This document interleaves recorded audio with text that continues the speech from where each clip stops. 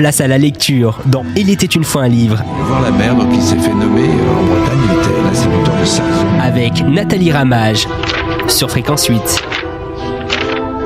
Bonjour à tous et à toutes. Cette semaine, je retrouve avec plaisir Lionel Davoust, maître en fantaisie, maître S-Fantaisie. Oh, merci beaucoup. Pour nous parler de son 4e tome des dieux sorti, qui s'appelle L'héritage de l'Empire et qui fait partie de cette grande saga Les dieux sauvages aux éditions critiques. Bonjour Lionel. Bonjour Nathalie. Il y avait, avant de revenir sur les personnages, j'ai eu le sentiment dans ce 4e que d'un destin un petit peu collectif, on passait à des destins individuels au sein d'une... Bon, ils sont tous sur le même navire, hein, là-dessus on a bien compris dans l'histoire, mais voilà, voilà, j'ai eu l'impression que chaque personnage, vous nous donniez à connaître, il y avait plus de psychologie où vous alliez plus loin et que chacun avait un destin au sein de cette grande histoire. Alors qu'avant, dans les 3 premiers, j'avais l'impression que le je s'effaçait au profit du nous. Là, c'est inverse un peu. Alors, c'est tout à fait vrai, et c'était une volonté, d'une part, parce que les précédents étaient quand même très centrés sur l'aspect plus épique, homérique, comme vous disiez avant-hier, je crois, sur l'aspect d'une guerre qui arrive face à une armée ténébreuse de créatures biomécaniques, démoniaques, dont on apprend au fur et à mesure la nature. Mais la catastrophe arrivait et il fallait en hâte et dans la panique faire plus ou moins front commun. Donc il n'y avait pas forcément trop la place pour les dissensions.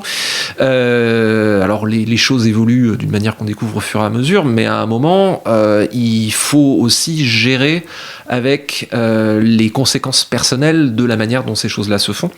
Et surtout, il y a déjà, effectivement, il y a le sort du royaume qui se joue, mais également le sort de la religion qui sous-tend cette société qui se joue.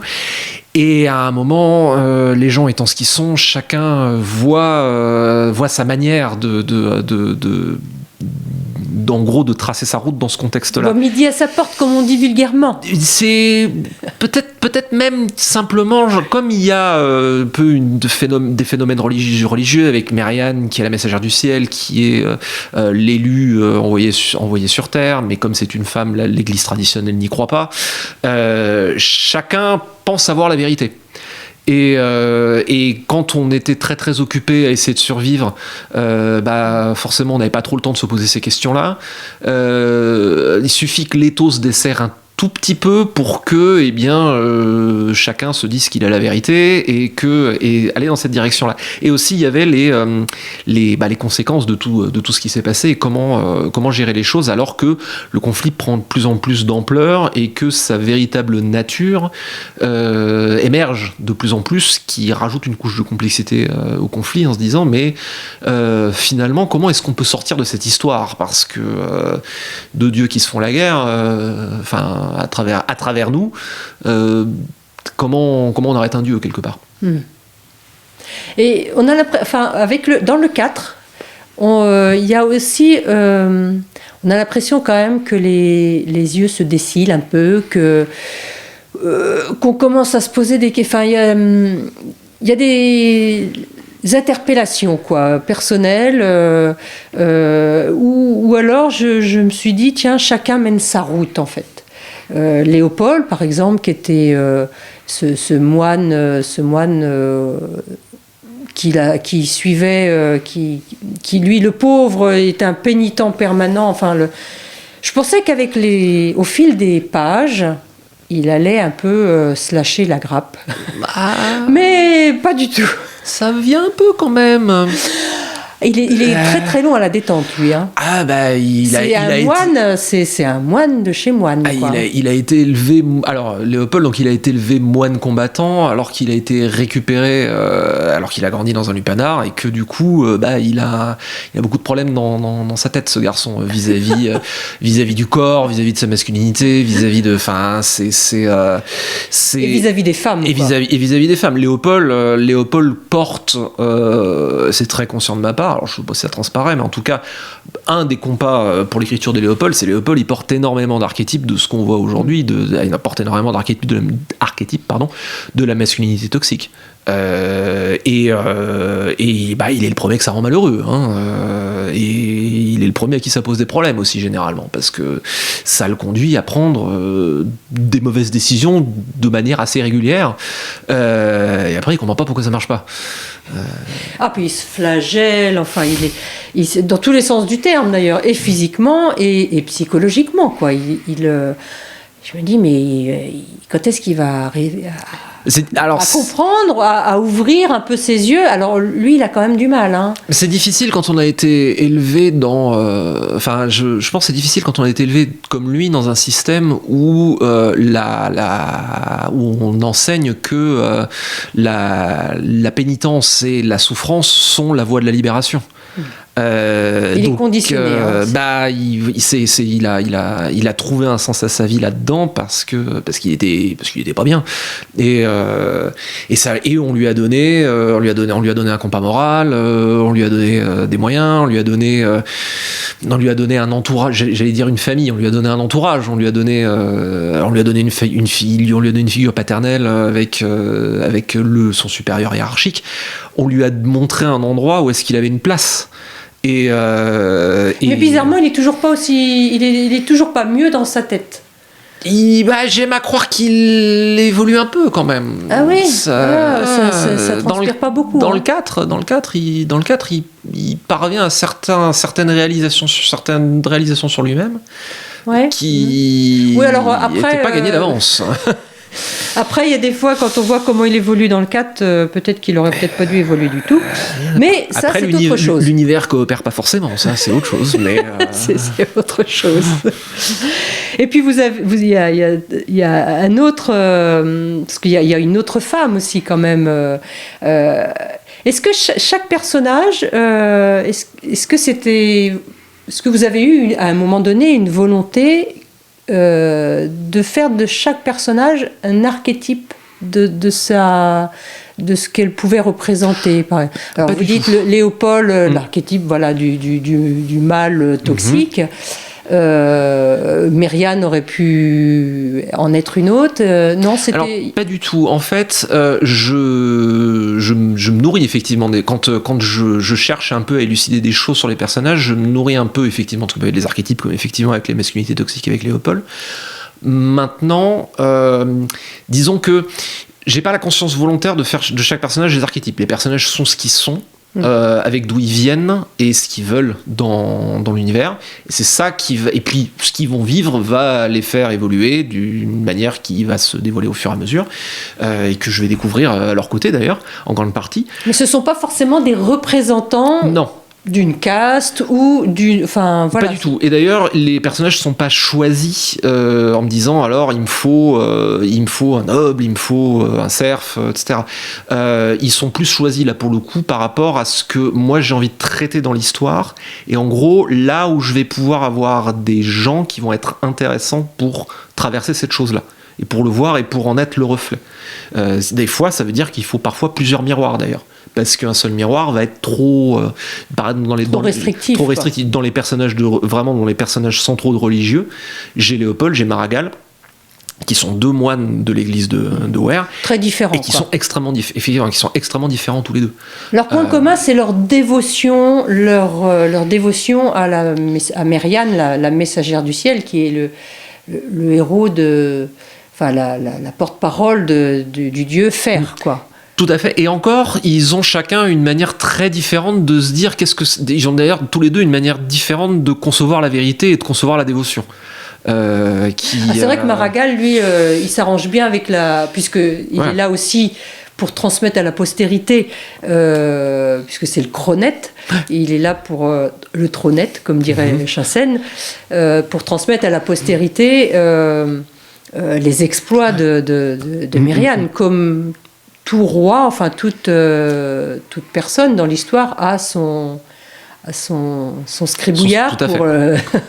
Ouais, Maragall, il est au service de la figure, et alors que Léopold est au service de la personne. Et déjà, ça pose des problèmes entre les deux. Et surtout quand la personne est une femme. Et que, en plus, vient se greffer des fois des attirances qu'on s'avoue pas. Enfin, tout cela est très compliqué. Des pensées parasites, bien malgré lui, le pauvre, qui le mettent dans tous ses états. Et surtout, il comprend pas ce qui lui arrive. Je veux dire, normalement, quand on est un moine pénitent qui détient la vérité, ça n'arrive pas, ce genre de choses. Lui aurait-on menti? C'est la pire des tortures, d'ailleurs. Je sais pas si ça se passe dans le bouquin, mais en gros, un truc classique avec ça, c'est que c'est d'autant plus, ça le torture d'autant plus qu'il le refuse.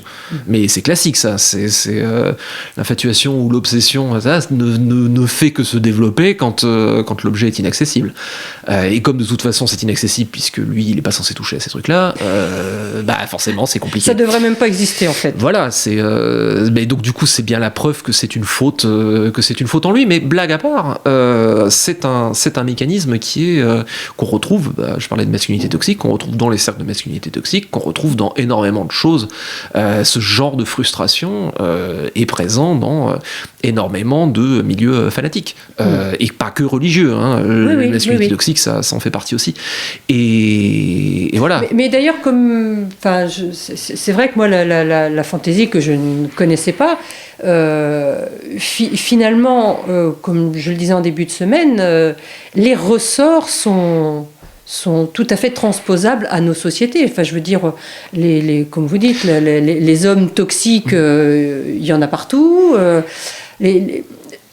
L'humain, en fait, reste le même. Si on fait abstraction de cet univers enchanté de par la magie, enfin, qui interfère et que je trouve sympathique, qui met du lumineux dans une histoire, voilà, les humains reste humain, quoi.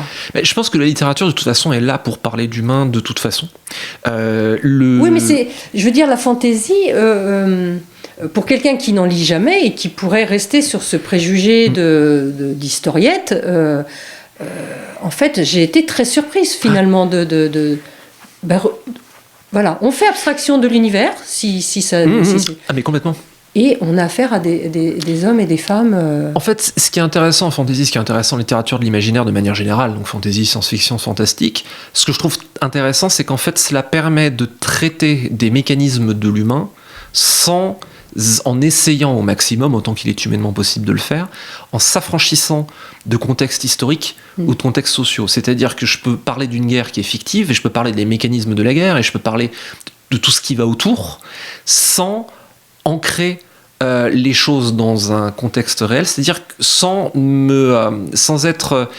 sans risquer d'ailleurs déjà de dire des bêtises vis-à-vis d'un contexte social ou d'un contexte historique. Et de froisser, quoi. Et de froisser ou blesser, sans du coup revisiter des événements qui ont déjà eu lieu. On peut parler justement de la résonance mythique et également des motifs et des fonctionnements plutôt que des événements. Et ça que je trouve très intéressant dans la fantasy.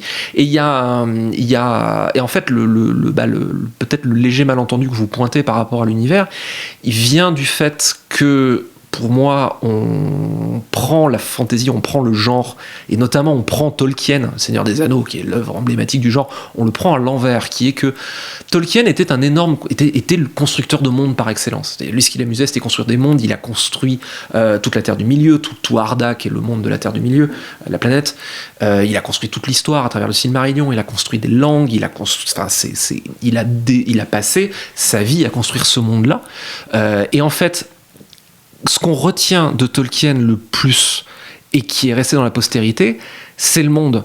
Et parce que c'était un travail qui était titanesque et qui est fascinant à observer certes, mais en réalité, quand on regarde quand on regarde l'histoire de la publication du Seigneur des Anneaux et de Tolkien de manière générale, si ma mémoire est bonne, en fait, il a commencé à écrire le Silmarillion, qui est le recueil de contes et légendes, qui est très aride à lire quand même. Et ça n'a pas intéressé un éditeur. Du coup, il avait continué à écrire ce monde-là. Après, il a écrit Bilbo le Hobbit, qui est plus un livre pour enfants. Pour ses enfants, il se trouve qu'il a été publié. On lui a demandé ensuite de continuer dans cet univers-là. Il a écrit Le Seigneur des Anneaux. Et là, ça a eu l'explosion. Ça avait déjà commencé avec Bilbo, mais parce que c'était des bonnes histoires. Et derrière, on a fait « Ah, mais c'est vachement intéressant. Qu'est-ce que vous avez d'autre ?»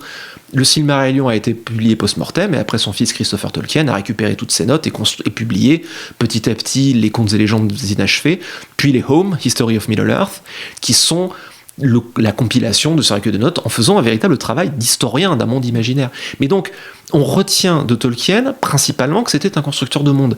Mais en réalité, quand vous lisez une histoire de fantasy, moi c'est quand je donne des ateliers ou des masterclass sur l'écriture de fantasy, alors que j'écris et que je crée moi-même mon monde imaginaire qui est Evanégir, alors les dieux parce que sauvages... j'allais dire, vous aussi vous avez créé tout un monde. Certes, mais le premier truc que je dis quand je parle à des jeunes auteurs de science-fiction et fantasy, c'est le monde on s'en fout en fait.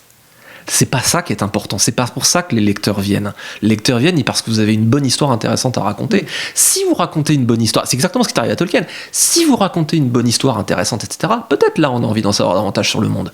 Mais c'est pas par là qu'on entre. Personne n'a envie de lire une généalogie de rois qui remonte à... C'est pas rigolo.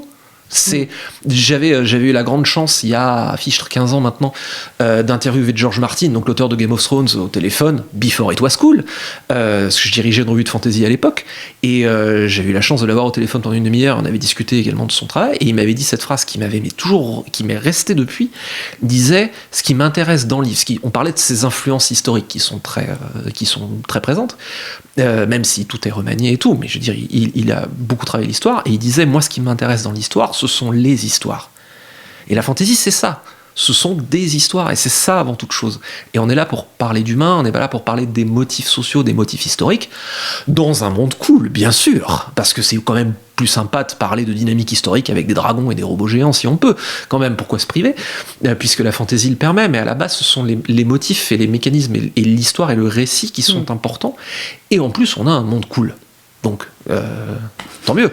Mais c'est vrai, pour moi, c'est très important. Même en fait, ce sont les personnages c'est l'histoire les histoires des personnages qui vont faire qui priment en fait, quoi. Quel que soit l'univers. Par contre, il faut genrer, donc c'est de la fantaisie. On enlèverait peut-être le terme de fantaisie, il y aurait peut-être plus de gens à ne pas se laisser...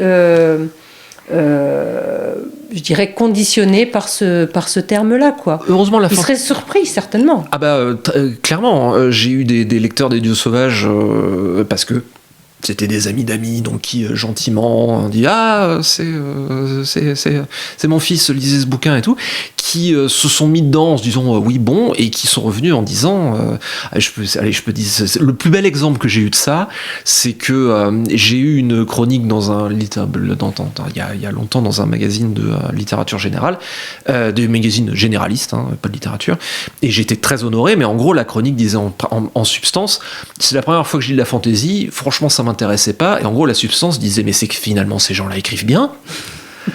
Et c'était drôle, mais en même temps, déjà c'était déjà c'était déjà un honneur, mais en même temps c'était drôle parce que cette espèce d'idée que j'ai envie de dire, c'est l'idée préconçue que écrire des littératures de l'imaginaire, c'est vachement plus dur que d'écrire la littérature générale, parce qu'en plus nous on doit écrire tout le monde qui va avec. Il faut qu'on crée tout ce qui va autour, et qu'en plus ce soit rigolo à lire, parce que ça reste de la littérature populaire. Et il y a pas de honte à dire ça. C'est de la littérature et pas de avec laquelle on passe un bon moment. Pas de honte à dire qu'on lit de la fantaisie, quoi. Game of Thrones, Seigneur des Anneaux, Harry Potter, qui est la Sainte Trinité que tout le monde connaît de la fantasy, c'est la littérature populaire et l'imaginaire est la première culture aujourd'hui du monde, parce que elle fait plaisir. On se fait plaisir avec des bonnes histoires. Voilà, ce sont des bonnes histoires, peu importe qu'elles soient dans la catégorie fantasy ou autre. Donc, chers auditeurs, si vous voulez découvrir une bonne histoire, eh bien, je vous conseille la saga Les Dieux Sauvages. Donc, Donc là, le dernier pour lequel Lionel Davoust est là cette semaine, c'est l'héritage de l'Empire, mais les premiers sont bien évidemment toujours disponibles et même en poche. En attendant, on se retrouve demain pour notre dernière journée de la semaine déjà. Et on laisse place à un petit peu de lecture. À demain. À demain. Lionel Davoust, l'héritage de l'Empire. Maragall. Chevaucher. La nuit, rêver de chevaucher encore. Le jour, lutter contre l'assoupissement. Mais le faire en souriant, toujours, et sans effort. Car il n'existait plus d'effort dans la certitude de Dieu. C'était comme si toutes les rationalisations liées au travail d'exégèse des chroniques, nécessaires pour comprendre, interpréter et transmettre la doctrine, s'étaient effondrées en lui pour dévoiler l'édifice final de sa foi, pur et brillant, au-delà de toutes les justifications. Car Dieu avait donné Mériane au monde, et Maragall donnerait Mériane à ses peuples. Il se moquait, le soir sous sa tente de campagne, de percevoir encore dans son corps épuisé le tangage de sa monture. Il se moquait, au matin, de rallumer le feu de ses douleurs et de ses courbatures en remontant en selle. Il ignorait le fantôme lancinant de son bras absent, désireux d'attraper les rênes, le paquetage pesant sur son épaule. Il se tournait vers les soldats autour de lui, leurs traits creusés par des repos trop brefs et la perspective d'une nouvelle marche harassante. Il leur souriait, toujours avec une absolue détermination et une complète insouciance. Maragall ne pouvait évidemment sonder le sort de chacun, mais il connaissait parfaitement la finalité qu'il servait, et la sienne propre. Si les matins se ressemblaient beaucoup dans l'humidité bruineuse de la fin de l'été, dans les éclats de voix des sergents et charretiers, dans la fatigue qui pesait sur les troupes, le sens de la réalité s'effritait au fil de l'avancée sous le ciel de mercure. Telle une voûte aux piliers fragiles, l'éternel crépuscule ne s'évaporait totalement qu'1 à 2 heures après la destruction des faiseurs de pluie. Et pour tenir le rendez-vous fixé par la messagère du ciel, la colonne de fantassins, cavaliers, chariots, qui s'étiraient sur plusieurs lieues, n'avait d'autre choix que de s'aventurer sous l'inconnu. Ce n'était que quand les volutes métalliques se délitaient enfin, grâce à l'action des éclaireurs de Chassaigne, que l'armée redécouvrait la notion du temps, les nuages, la pluie également. Il arrivait que les troupes croient n'avoir parcouru qu'une maigre distance pour découvrir que la nuit tombait déjà. Il fallait alors dormir à la belle étoile. Mais parfois aussi, elles pensaient avoir effectué le labeur du jour parce que des abominations errantes leur avaient tendu une embuscade. Ces jours-là étaient les plus difficiles, car souvent, le ciel nettoyé dévoilait, telle une moquerie du héros des ténèbres, toutes les heures de jour qui restaient. Et il n'y avait pas le choix. Il fallait avancer encore. Maragall ne niait nullement qu'il traversait le domaine même du pandémonium. Une vallée d'ombre et de cendres, un monde irréel de destruction et d'argent qui se serait substitué à la Rovelle. Les champs méthodiquement saccagés ouvraient des plaies boueuses dans les vallons agraires de l'Inassie. Les castels pillés, les bourgs incendiés mêlaient vestiges et cadavres charbonneux, méconnaissables au point qu'il était difficile de différencier les animaux des hommes. Tous ces gens qu'ils avaient sacrifiés pour sauver le plus grand nombre, tous ceux qui n'avaient pas reçu l'appel des chevaliers du fleuve ou qui, peut-être forcés par leur seigneur à défendre leurs terres, ou bien incapables d'abandonner leurs possessions, comme de croire à la menace qui fondait sur eux, étaient restés pour mourir. À tous, Maragall consacrait des offices, promettait l'entrée à la cité des justes, car il fallait expliquer la mort. Place à la lecture dans Il était une fois un livre. Voir la mer, donc il s'est fait nommer en Bretagne, il était l'instituteur de Sarzeau. Avec Nathalie Ramage sur Fréquence 8.